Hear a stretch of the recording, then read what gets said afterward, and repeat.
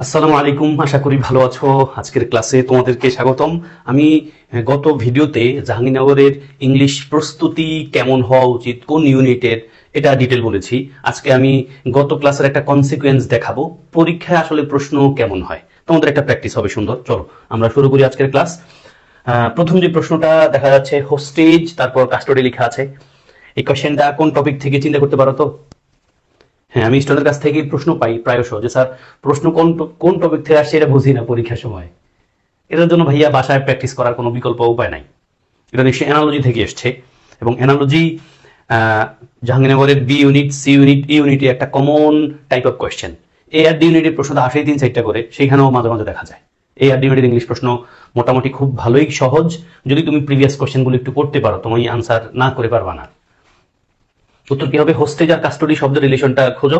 একই রিলেশন 4টার একটাতে আছে। হোস্টেজকে রাখা হয় কাস্টডি। হোস্টেজ তো চিনোই, মানে যিনি যুদ্ধ করতে যায় আটকা পড়ে গেছে, মানে ইচ্ছার বিরুদ্ধে কোথাও আটক হয়ে আছে, ওনারা কাস্টডিতে রাখা হয়। একইভাবে কোনো জিনিসকে কোথাও রাখা হয় অথবা কোনো ব্যক্তিরে কোথাও রাখা হয়, এমন একটা প্যাটার্ন তুমি 4টা অপশনের কোথাও পাবা অ্যানালজির। ইয়েস, প্রথম অ্যানালজির উত্তর হবে ভাইয়া আমাদের কোনটা? বি নাম্বারটা। কেন? দেখো, হোস্টেজ যিনি তাকে রাখা হয় কাস্টডিতে, ব্যাংকে কিন্তু কারেন্সিতে রাখা হয় না, দেখো মিলে না। স্পাই যিনি তারাকে কিন্তু কান্ট্রিতে রাখা হয়, বিষয়টা এরকম না। তারপর বর্ডারকে কি ফরেস্টে রাখা হয়, মিলে না। দেখো, রিলেশনের অ্যাঙ্গেলে মিলে শুধুমাত্র বি নাম্বারটা। প্রপার্টিকে মর্গেজে রাখতে হয়, মানে পয়েন্ট অফ ভিউ তোমরা জানো, মর্গেজ মানে হলো এখানে টিটা সাইলেন্ট লেটার। মর্গেজ মানে হলো কেউ কোনো বাড়ি তৈরি করতে গেলে লোন নিতে হয় ব্যাংক থেকে, তো ওই বাড়িটা মর্গেজ আছে এমনটা বলা হয়। কেমন বলে? দেখো, হোস্টেজকে রাখা হয় কাস্টডিতে, আর প্রপার্টিকে রাখা হয় কোথায়? মর্গেজ। তার মানে রিলেশনটা আছে, custody, hostess, mortgage, property. Okay, analogy. And then next question. What will be the passive form of people believe he is a spy? এটার পেসিভ ফর্ম কি? জাহাঙ্গীরনগর বিশ্ববিদ্যালয়ে ভর্তি পরীক্ষায় ভালো করতে হলে অবশ্যই জাহাঙ্গীরনগরের বিগত বছরগুলোর প্রশ্ন একটু দেখতে হবে, যেমনটা আমি গত ক্লাসে বলেছিলাম। যদি গত ক্লাসটা কেউ না করে আসো জাহাঙ্গীরনগর নিয়ে, সেটা কইরো। আমি জাহাঙ্গীরনগরের একবার প্রত্যেক ইউনিটের ইংলিশ প্রস্তুতির আউটলাইন দিয়েছি সুন্দর করে, সেটা ফলো করলে তুমি ইংলিশে অবশ্যই ভালো করবে ইনশাআল্লাহ। কি হতে পারে উত্তর এটার? People believe he is spy, মানুষ মনে করে যে সে একজন স্পাই। এটা প্যাসিভ সেন্টেন্স কি? আর অ্যাক্টিভ প্যাসিভ থেকে জাহাঙ্গীরনগরের বিসি ইউনিটে অবশ্যই প্রশ্ন পাবা। এডি ইউনিটে প্রশ্ন অল্প কয়টা ভাই, বলা যায় না কি হয়, তবে ইজি কোশ্চেন হবে। এ এবং ডি ইউনিটের জন্য আমি রিকোয়েস্ট পেয়েছি অনেক। আমি তোমাদেরকে বলবো ভাইয়া, তোমরা আমার ইউটিউবে অনেকগুলো প্লেলিস্ট আছে, চট্টগ্রাম, রাজশাহী, জাহাঙ্গীরনগর গুচ্ছ নিয়ে। তোমরা ওই ক্লাসগুলো করো, স্পিড বাড়ায় দিয়া তুমি ইংলিশে অবশ্যই খারাপ করবা না। আর জাহাঙ্গীরনগরের পরীক্ষা দিবা, বিগত বছরের কিছু প্রশ্ন দেখে যাও, ইনাফ, খুব চাপ নেওয়ার দরকার নাই। উত্তর হবে কি? দেখো, পেসিভ ফর্ম বলছে people believe he is a spy. এখন আমরা বাক্যের অর্থের দিকে অ্যাটেনশন দিতে হবে। অ্যাক্টিভ থেকে যখন পেসিভ করি, বাক্যের অর্থ কিন্তু ঠিক থাকে, মানে মূল বাক্যের মানেটা ঠিক থাকে। যেমনটা আমরা অ্যাফার্মেটিভ থেকে নেগেটিভ করতে গেলে মূল বাক্যের মানে ঠিক রেখে আমরা পেসিভ বানাই। এখন আসলে people believe he is a spy, এখন অপশন এ নাম্বার হয় কিনা? That he is a spy is believed by people. আমাদের মূল কোশ্চেনে কিন্তু দ্যাট শব্দটাই নাই, মূল সেন্টেন্সে দ্যাট শব্দটা নাই। এবার সি নাম্বার আসো, he is believed to be a spy by people. He is believed to be a spy. B আর সি দুটাই কারেক্ট ধরতে পারো, বাট বি নাম্বারটা আমরা কেন কারেক্ট নিলাম? ডি নাম্বারটা কারেক্ট না। দেখো, পিপল আর বিলিভ, মানুষকে বিশ্বাস করানো হয়, to be a spy by him অর্থ মিলে না। এখন বি আর সির মধ্যে তোমরা নিশ্চয়ই যখন ভয়েস পড়ো তখন এই পয়েন্টটা জানো, যখন মানে কেউ কিছু বিশ্বাস করে, এই কথাটা আমাদের অ্যাক্টিভে থাকে। পেসিভ করতে গেলে আমরা লিখি নরমালি, এটা না লিখা হয়, মানে না লিখলেও হয়। এবং ইংলিশে আরেকটা নর্মাল প্যাটার্ন হলো, যদি অল্প কথা দিয়ে বেশি কথা বোঝানো যায় তাহলে অল্প কথাটাই প্রেফার্ড অপশন। হ্যান্স উত্তর অবশ্যই সি নাম্বারটা ভুল না, কিন্তু ভাইয়া বি নাম্বার থাকলে সি নাম্বারটা দেওয়া যাবে না। তাহলে he is believed to be a spy, he is believed to be a spy, এটার পেসিভ কি? He is believed to be a spy by people. এটাও ভুল না, বাট যদি কোনো কারণে বি নাম্বারটা থাকে সি নাম্বারটা দেওয়া যাবে না। তাহলে he is believed to be a spy মানে তাকে বিশ্বাস করা হতো একজন স্পাই হবে, মানে সে যে স্পাইটা বিশ্বাস করা হতো কার দ্বারা? মানুষের দ্বারা। এই যে বাই পিপল কথাটা লেখা হইলো না। ওকে, যদি এটা না থাকতো তবে আমরা অবশ্যই এটা দিতাম উত্তর। কেমন? Next, one who it's human flash is called. এবং প্রিভিয়াস কোশ্চেনের সমারোহ, তুমি জাহাঙ্গীরনগরের যে ইউনিটে পরীক্ষা দিবে অবশ্যই প্রিভিয়াস কোশ্চেন পাবা। বিসিএস এর, ডিউর, জাহাঙ্গীরনগরের নিজস্ব ইউনিটের। ফলে যেই টপিক ধরে ধরে তুমি পড়বা, ওই টপিকের প্রিভিয়াস কোশ্চেনগুলোর মনোযোগ দিয়ে পড়ে যাইও, দেখবা ডিরেক্টলি প্রশ্ন পাবা। এবং এটা সব জায়গায় ঘটে। যে যিনি a one who it's human flesh, মানে মানুষের মাংস যিনি খায় তারে কি বলে? বিস্ট, ক্যানিবাল, ভোরেশাস নাকি কার্নিভরাস? দেখো আমি বলে দিচ্ছি, বিস্ট মানে পশু জানো, ক্যানিবাল মানে এমন ব্যক্তি, এমন একজন যিনি কিনা হিউম্যান ফ্লেশ খান। তাহলে one who it's human flesh is called cannibal. Voracious মানে কি? ভোরেশাস মানে হলো পেটুক, মানে খুব বেশি খানারে পছন্দ করে। আমি ক্যামব্রিজ ডিকশনারি থেকে তোমাদেরকে দু একটা সেন্টেন্স দেখাবো। কার্নিভরাস মানে তোমরা জানো আসো আমি দেখাচ্ছি। ভোরাইশাস মানে কি? ক্যামব্রিজ ডিকশনারি বলছে ভাইয়া very eager for something specially a lot of food, মানে কেউ কোনো কিছুর প্রতি খুব বেশি টান, বিশেষ করে খানা। দেখো লেখা আছে he has a voracious appetite, he eats a lot, he has a voracious appetite মানে কি? সে অনেক খায়। এখন পরীক্ষায় বাক্যটা আসতে পারে। আমি কেন ক্যামব্রিজ অক্সফোর্ড ডিকশনারির সেন্টেন্স গুলো দেখানোর চেষ্টা করি এবং স্টুডেন্টদেরকে বলি, কারণ আমাদের পরীক্ষকরা ওখান থেকে ডিরেক্টলি সেন্টেন্স আইনা অর্থ করতে দেয়। লাইক যদি পরীক্ষা আসে he has a voracious appetite, what do you mean by voracious appetite? তাহলে এই যে এটা লিখতে হবে হি ইটস আ লট, মানে সে অনেক খায়। তাহলে ভোরাইশাস মানে কি? পেটুক বা খাওয়া খুব পছন্দ করে। এন্ড দেন আরেকটা অর্থ হতে পারে ভাই, এক একটা ইংলিশ শব্দের একাধিক মানে হয়।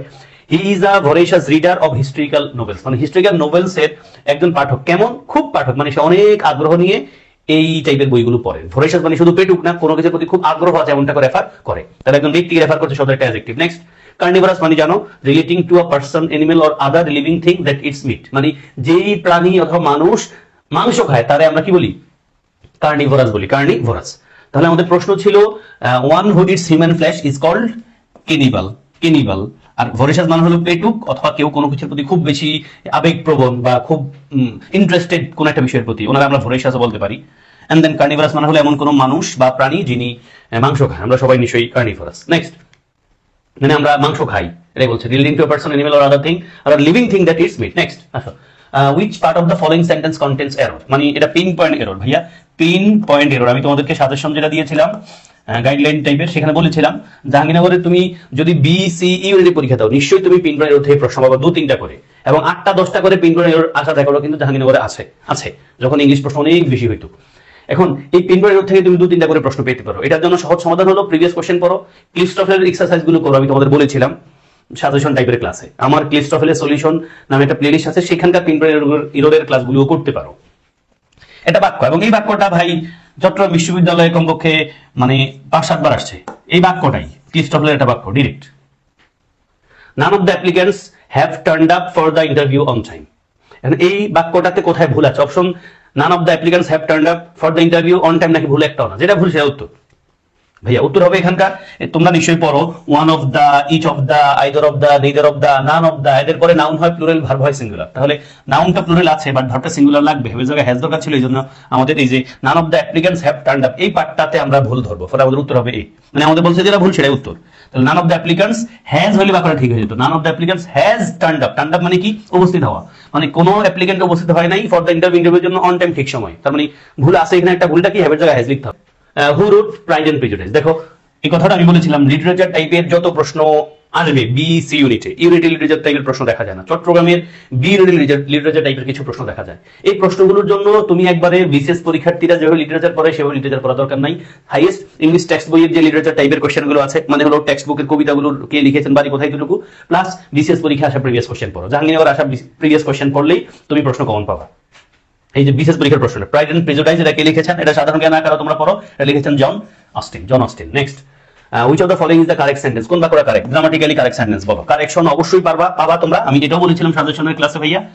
যারা বিসি ইউনিট পরীক্ষা দিবা নিশ্চয়ই কারেকশনের প্রশ্ন পাবা জাহাঙ্গীরনগরে। উত্তর কি হবে চিন্তা করো। I hope you will excuse my leaving early, I hope you will excuse me leaving early, I hope you will excuse mine leaving early, I hope you will excuse leaving early. কি বলবা? উত্তর অবশ্যই তোমরা এই number নিবা।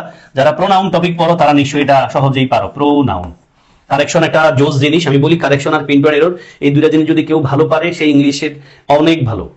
কারণ এই pin point error আর correction হলো গ্রামাটিক্যাল এবং ভোকাবুলারির অনেক কিছুর একটা মিশ্রণ। সবকিছু পারলে এই জিনিস পারা যায়। কারেকশন গ্রামারের কোনো স্পেসিফিক টপিক না, যদি টপিক আকারে বইগুলোতে থাকে। Same goes with pin point error. তাহলে দেখো আমরা এই পয়েন্টে জানি আই হোপ পয়েন্টটা ঠিক আছে। আই হোপ আমি প্রত্যাশা করি। ইউ উইল এক্সকিউজ, তুমি আমার এক্সকিউজ করবা, মানে ক্ষমা করবা, আমাকে করবা। তাহলে you will excuse me, foolish মির পর যদি ফুলিশ মানে বাক্য শেষ হতো আমি মি দিতাম। তাহলে ইউ উইল এক্সকিউজ মাইন হয় না, এক্সকিউজ কারে করবে এটা নাই, মানে কারে ক্ষমা করবে এই কথাটা নাই, ফলে ডি নাম্বার বাদ।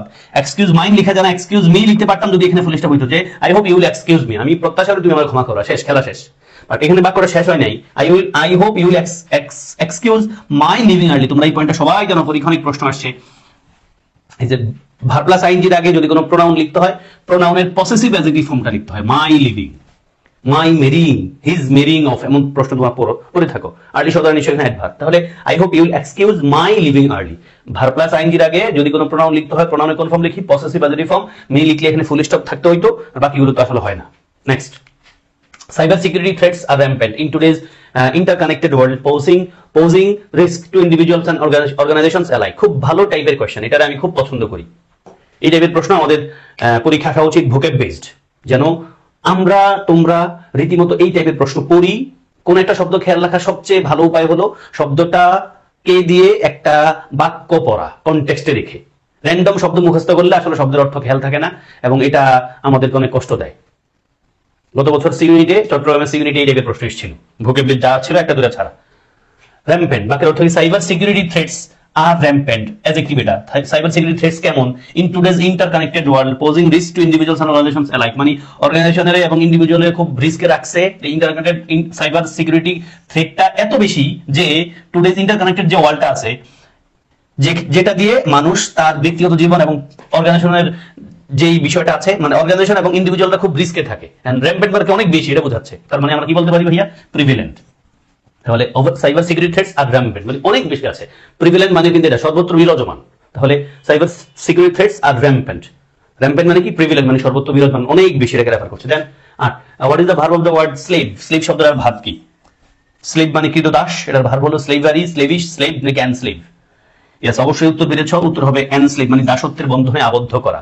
এন্ড দেন আটে আসো, when should you typically use the CC feature in an email? জানি না ওনারা এই টাইপের প্রশ্ন কেন ইংলিশের ভিতরে দেয়, মানে এটা ইংলিশ টাইপের কোশ্চেন, এটা জেনারেল নলেজ আকারে আসলে ভালো হতো, বাট ওনারা ইংলিশ কোশ্চেনের আন্ডারে এই প্রশ্ন দিয়েছেন। আমরা যখন কাউকে ইমেল করি, সিসি কেন আমরা অ্যাড করি? সিসি বলতে ইমেলের যাকে আমি ইমেল পাঠাচ্ছি ওই তার ইমেলটার পাশে দেখবে একটা 3 ডটের মতো কিছু আছে, সেখানে ক্লিক করলে সিসি এরকম অপশনটা আছে। তো এই সিসিটা আমরা কেন রাখি? সিসি রাখি বেসিক্যালি আমি কোন একটা তথ্য কাউকে দিচ্ছি, কোন একটা ইমেল পাঠাচ্ছি কাউকে, স্পেসিফিক ব্যক্তিকে, আমি চাই আরো কিছু মানুষ এই সেম ইমেলটা নোটিফিকেশন পাক, আরো কিছু মানুষের কাছেও এই ইমেলটা যাক, যদি আমার মূল পারপাস একজনকে দেওয়া। এই জন্য আমরা when should you typically use the CC feature in an email to include someone in the conversation for their reference? এটাই মানে আমি পাঠাতে চাইছি, ধরো আমি কোনো প্রতিষ্ঠানে কাজ করছি, আমি রেজিগনেশন লেটার পাঠাচ্ছি to the head of HR। এখন আমি জানতে চাই আমি এই সেম ইমেলটা আমার যিনি ইমিডিয়েট বস, আরো প্রতিষ্ঠানের কর্তৃপক্ষ আছে, ওনাদেরকে সিসিতে রাখি, যেন ওনারাও জানেন যে সামওয়ান ইজ কুইটিং, লিভিং। ওকে, তাহলে উত্তর হচ্ছে বি। এটা এখানে আসা ঠিক হয় নাই, পরীক্ষা ওনারা দিয়েছেন, এবং এটাই জাহাঙ্গীরের একটু অদ্ভুত প্যাটার্ন, এটা ঠিক না এখানে আসা। নেক্সট লাস্ট কোশ্চেন এটা দিয়ে, identify the sentence with correctly placed modifier. এটা প্রিভিয়াস কোশ্চেন, পারতে হবে তোমাদেরকে। প্লেসড মডিফায়ার মানে কি? তোমরা এটারে গ্রামাটিক্যাল টপিক আকারে পড়ে থাকো, হলো মিসপ্লেসড মডিফায়ার, ড্যাংলিং মডিফায়ার, এরকম আকারে পড়ে থাকো। বাক্য রিডিং পড়তে হবে, বাক্য রিডিং করে উত্তর করতে হবে। এটা খুব ইজি একটা টপিক, আমি এখনই বুঝাই দিতে পারবো এই টপিকটা একটা বাক্য দিয়েই, যেটা লেখা যেটা দিয়েই। আসো উত্তর হবে ভাইয়া এই নাম্বারটা, উত্তর হবে এই নাম্বারটা। কেন? এই ড্যাংলিং মডিফায়ার বা মিসপ্লেসড মডিফায়ারের আইডিয়াটা এরকম হবে, দেখবা বাক্যে দুটা পাশ থাকবে, কমাযুক্ত দুটা পাশ থাকবে, তো বাক্যটা দুই পাশে দুটা স্বাধীন বাক্য থাকবে না, মানে বাক্যের পরে মানে কমার পরে একটা স্বাধীন বাক্য থাকবে, আর কমার আগে দেখবা মানে বিচ্ছিন্ন বিক্ষিপ্ত কথা থাকবে। এখানে ভার্ব প্লাস সাবজেক্ট এমন থাকবে না, মানে সাবজেক্ট প্লাস ভার্ব থাকবে না। এই কমা এই পাশে থাকবে একটা অপূর্ণাঙ্গ বাক্য, আর এই পাশে থাকবে একটা পূর্ণাঙ্গ বাক্য। তাহলে এই কমার আগে অপূর্ণাঙ্গ বাক্য বলতে শুধু একটা অ্যাডজেক্টিভ হতে পারে, একটা অ্যাডভার্ব হতে পারে, অথবা ভার্ব প্লাস আইএনজি হতে পারে, অথবা ইনফিনিটিভ হতে পারে। মূল পয়েন্ট হলো কমার আগে তুমি পূর্ণাঙ্গ বাক্য পাবা না, কমার পরে পূর্ণাঙ্গ বাক্য পাবা। এখন কমার আগে যে কথাটা আছে খেয়াল করতে হবে, কমার আগে যে কথাটা আছে এই কথাটা দ্বারা যাকে বুঝায় কমার পরে সরাসরি সেই থাকবে। বুঝতে পেরেছো ভাইয়া? তাহলে মিসপ্লেসড মডিফায়ার, ড্যাংলিং মডিফায়ার আইডিয়াটা আবার একটু বলি। কমা দিয়ে দুটা পার্ট পাবা, কমার পরে একটা পূর্ণাঙ্গ বাক্য থাকবে, কমার আগে অপূর্ণাঙ্গ কথা থাকবে। সেখানে ভার্ব প্লাস আইএনজি হতে পারে, ইনফিনিটিভ হতে পারে, জিরান্ড হতে পারে, শুধু অ্যাডজেক্টিভ হতে পারে। এখন এই কমার আগে যে কথাটা, এই কথাটা দ্বারা যারে বোঝায় কমার পরে সরাসরি সেই থাকতে হবে। Look, not looking where he was going, না তাকিয়ে যেথায় সে যাচ্ছিল। দেখো এটা কিন্তু অপূর্ণাঙ্গ কথা, না তাকিয়ে যেথায় সে যাচ্ছিল। এখন এই তাকানোর কাজ, না তাকানোর কাজটা কার? কোনো বাইকের না, বাইক কিন্তু তাকায় না, কোনো মানুষ তাকায়, ফলে উত্তর লাগবে এটা। তাহলে not looking where he was going, না তাকিয়ে সে কোথায় যাচ্ছিল। He was hit by a bike, তারে আঘাত করছে একটা বাইক, অথবা তিনি আঘাতপ্রাপ্ত হয়েছিলেন একটা বাইক দ্বারা। এবং খেয়াল রাখতে হবে এখানে হিট ভার্বের তিনটা ফর্মে কিন্তু হিট আমরা জানি, hit hit hit, hurt hurt hurt, let let let, put put put, cut cut cut, কষ্ট কষ্ট কষ্ট, এরকম কিছু ভার্ব আছে তোমরা নিশ্চয়ই জানো, যাদের তিন ফর্ম একই রকম। এই ছিল তোমাদের জন্য আজকের ক্লাস। আশা করি ক্লাস করে উপকার পেয়েছো। যদি ক্লাস করে উপকার পাও এবং এমন ক্লাস আরো করতে চাও আমাকে কমেন্টে জানাবা, বন্ধুদেরকে দেখার সুযোগ করে দিবা।